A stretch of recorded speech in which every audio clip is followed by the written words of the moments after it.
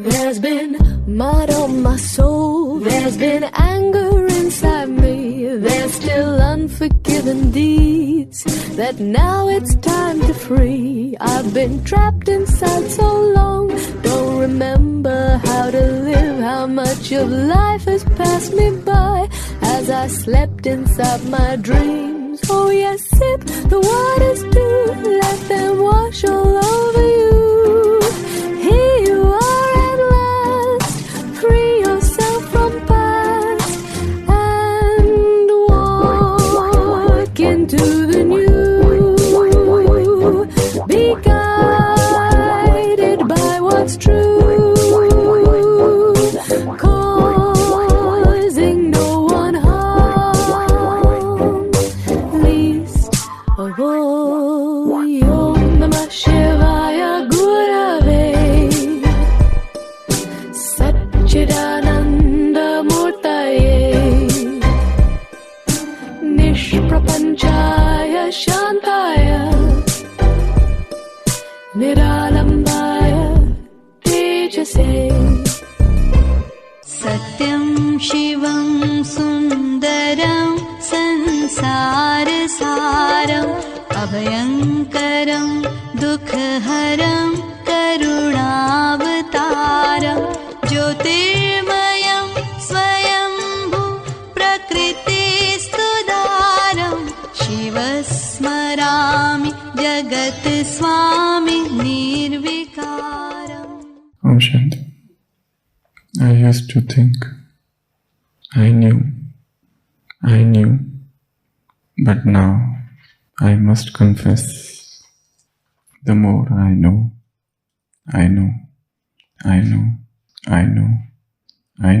the less. I used to think I knew, but now I must confess, the more I know,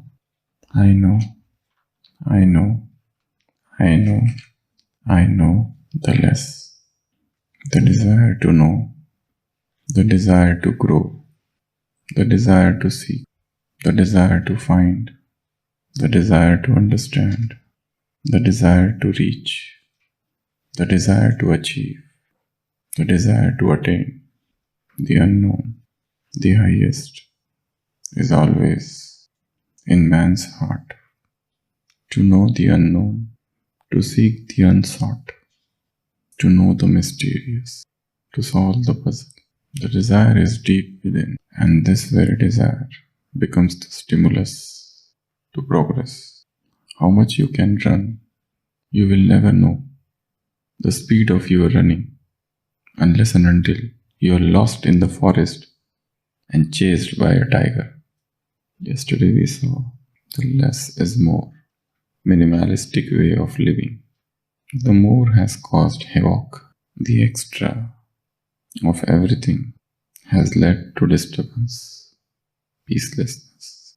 Today we will see more is less. It is absolutely contradictory.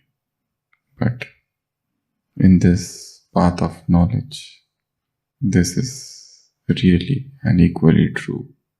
How? More means greed. It is not need. Then greed is a vice. It's among the 5 major enemies. But there is one Murli, 26th December 1979, probably one and the only Murli, where Baba talked about transformation of vices. He did not talk about destruction of vices. He did not talk about conquering them. He did not talk about winning them over. He did not talk about getting rid of them. He did not talk about freedom from vice. Rather, he talked about transformation of vice. If lust is there, transform it into good wishes. If anger is there, transform it. If greed is there, transform it. If you are greedy for worldly things, develop greed for all things of God, because worldly greed would exhaust you and spiritual greed would fill you. Worldly greed would take you down, but spiritual greed would take you up. So if you want to develop avarice, rather than having worldly appetite, develop a voracious appetite for spiritual. Become a spiritual glutton. Spiritual gluttony. Glutton is a person who is thinking of food all the time, who is busy only thinking about food and nothing else. You give him any amount of food, he will never say no. He has got unsatiable and voracious appetite. He has voracious appetite for every recipe. That person is known as glutton. But Baba says, you transform your greed, your avarice, your desire, and convert it into a spiritually greedy person, a spiritually gluttonous person who is never satisfied. He wants to know more. And the more you know, the more you understand that more is less. In the world, the more you have, the more you get disturbed. External thing. More money, more salary, more friends, everything more. A person gets recently married and he approaches his boss and tells him, "Sir, I want increase in salary." Boss says, "Why?" The man says, "Because I have got recently married." The boss says, "The factory is responsible for compensation for the accidents happening inside the factory, not for the accidents happening outside the factory." Spiritual greed. First, become greedy to understand more, to experience more, to read more, churn more, know more. There is no more to learn more. So the more you know, the more you will know that you don't know. That is the criteria to understand that you are going in the right direction. The more you know, the more humble you. The more you know, the desire to know increases. The more you know, the more you understand that whatever you have known till now is nothing, just a drop in ocean. So there should be a perpetual desire to seek knowledge, to understand how things are happening, no matter how much disturbance is within you. Yet, continue to know, continue to learn, continue to understand things, how they are happening, why they are happening. No one has been dropped from these skies as a perfect being. Perfection is a journey. To become complete and perfect is not destination, but you learn perfection in parts, in installments. Every journey of perfection is different. Every person's journey is a different journey. The goal is not to rush and reach the destination and then to enjoy. The goal is not about rushing, reaching, surpassing others, outwitting others, reaching, take the medal or the trophy, take selfies and enjoy and post. It's not about that. It's about enjoying the journey. Every day is a journey. Perfection is a journey. This is about enjoying everything that's happening, every obstacle, every stumbling block. The more the teachers you have, the better student you become. Every day, so many teachers you meet. Every child is a teacher.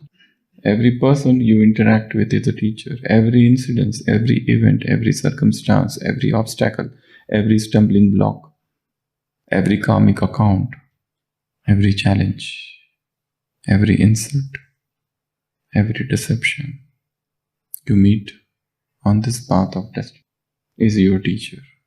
Every mistake that you have committed is your teacher. Every blunder that you have committed is your teacher. Every physical illness that visits you is your teacher.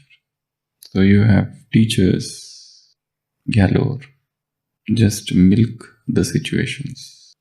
The more the gyan, the less it is. Second is yoga. The more you try to connect yourself with the Supreme, your intellect becomes divine. The more you delink yourself from him, you are lost. Connect and strongly connect. Divine intellect is needed in this journey of life, because life is about taking decisions. Do or not do. To discriminate. Is it good or bad? It should be done, it should not be done. It should be spoken, it should not be spoken. It's all about decision. There was a ship. It was carrying about 500 people. Whilst ashore, during the journey, there was a minor fault in the ship. Very minor. And all the passengers on board were informed. And after some time, all 500 died. There was a minor fault in the ship. And the crew and the crew member, they informed that there is a minor fault. But after some time, all 500 died. But the ship did not sink. And yet, so how? Fear? No, they were not afraid. But they were first-timers. All of them jumped and started pushing the ship because they had no experience of ship. So they thought, let us jump and push. That's what they had learnt in the rustic villages. So divine intellect is needed. Otherwise, without the ship getting drowned, you get drowned. The third, divine powers. The more powers you have, it is always less. So seek spiritual powers. Spiritual life is about filling oneself with spiritual powers. The more powers you have, the stronger you become.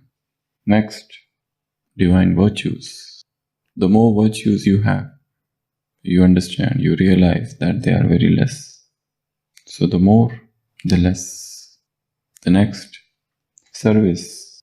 Always know that whatever you have done till now is nothing. The task is yet undone. The battle is yet unfinished. The destination is yet unreached. So continue your unabated service, knowing well that there is much more to do. And whatever we have done is nothing, just a drop in ocean, just a point. Then, renunciation, tyag. The more you have, the better. In yesterday's Sakar Murli, there was one statement. Baba said, in this world, there is no yesterday's Sakar Murli. Towards the end of Murli. In this world, there is no pleasure. Nothing is there. It is a pleasureless world. So look and be a detached observer. There is no pleasure in this world. Maza is saja. This world, it's sort of, the enjoyments of the world are in fact punishments of Ravan. On the surface you feel there is enjoyment, but behind every enjoyment, a punishment is hidden. Beneath every happiness, the ocean of sorrow is hidden. Behind the curtain of pleasure, the prison of frustration and depression alone is waiting for you. Seek not this world, but seek the kingdom of God. The path of world benefaction begins with world hatred.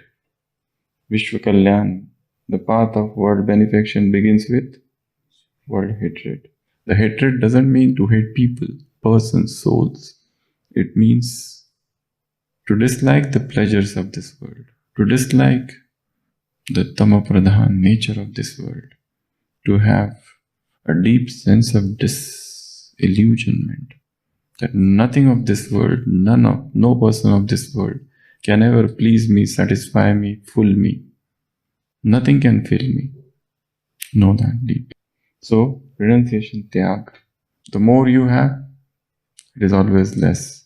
Then, vairagya, disinterest. The more you have, the better it is. The more you have, the more you can remain detached, the more you can remain stronger. The moment you get involved in things, persons, places, you are trapped. This is the path of the alone. This is a solo marathon. This is a spiritual trial.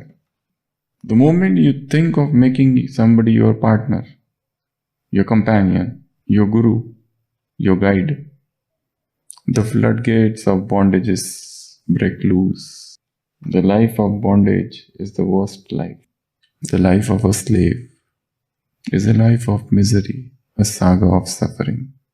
Then next is tapasya. The more tapasya, it is always less. Then next, divine love, love of God. The more love you have, it is always less. Bit by bit, increase it. Inch by inch, progress towards this platonic love. This love is known as platonic, non-physical. All physical love bring psychological and physical addictions. And the lust is the greatest addiction in the world. It creates memories. It creates pathways in the brain, neural tracks. It creates sanskars, difficult to erase.